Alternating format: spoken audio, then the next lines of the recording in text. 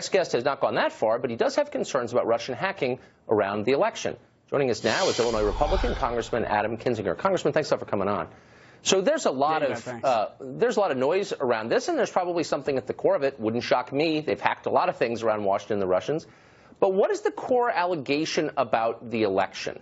How are the Russians supposed to have influenced the election results specifically, for those of us following at home? Well, so here's the concern. We want to find out if they did hack, and if they did hack, there needs to be repercussions against them.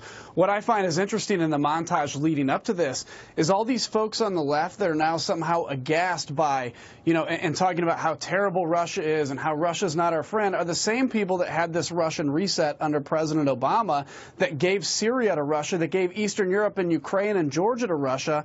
You look at this and say, wow, we hit an alternate universe. So I think we need to know if there was hacking. I think there needs to be big, I guess, punishments against the Russians. In fact, they did. But that doesn't undermine the legitimacy of the fact that Donald Trump was elected president by a big majority of people. Well, it depends. He didn't win the majority, as you know, of voters. He won the majority of electoral votes, and it would undermine the legitimacy of it. But I guess my question is, hack what? I mean, what is the core allegation? So as far as I understand, having followed the campaign pretty closely, the main revelation that came from hacking were John Podesta's emails. And they were gotten through a simple phishing scheme that you and I could have done, and I don't even think the intel community says the Russians did that necessarily. So what's the hacking we're talking about specifically?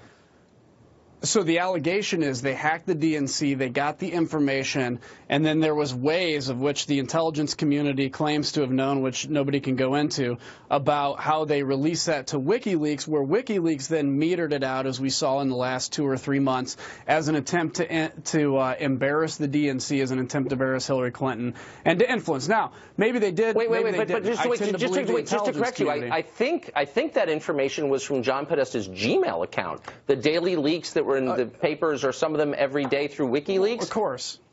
Okay, of course. I mean, but people have a reasonable expectation of privacy at the same time. And I would support that completely, and I don't want anyone to hack into my email.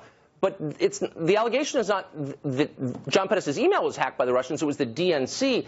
And I don't remember information from that hack, whoever did it, influencing the election in any way. Maybe I missed it. So how exactly did the Russians supposedly, or anybody, influence this election? I'm totally confused. Well, yeah, see, look, and here's the point I'm trying to make, is I'm saying if, in fact, they attempted to, that's information that we need, because guess what? It may have affected or benefited or whatever. This is going to come back against the Republican Party in 2 years when it benefits Russia to do it or whatever. We can have nobody try to influence our election that way. Now, I don't think it undermines the legitimacy of Donald Trump. I think he was elected by a huge amount of electoral votes. We're going to see that come to fruition on Monday. But we do to get to the bottom of if, in fact, the Russians attempted to do it. And if the intelligence community says they do, and we spend billions of dollars for them to come to these conclusions about national defense, we got to get to the bottom of this. The same intelligence community that didn't know Russia was about to invade Crimea, the same one that missed the fall of the Soviet Union, that one. Okay, but let me just ask you this really quickly. The Russians, we think at this point, hacked the White House computer system in October of, I think it was 14, and put the whole system down for weeks at the White House. That's a big deal. I don't remember that being covered very closely in the press. Nobody seemed to care. Where was the outrage when that happened? That's a real thing. Hacking the White House computer system, we can agree, is bad. Why did nobody say anything then? Look, I think we can all agree with all this. Anytime they hack anything on the institution of the United States, whether electoral or whether government, there needs to be problems. And this is something we have not taken seriously for a very long time. There's broader issues about why they didn't see them coming into Crimea, but that's something that can't be discussed here. Well, I'm happy to discuss it. It's pretty lame if that's your job and you miss, everything, but whatever, sorry.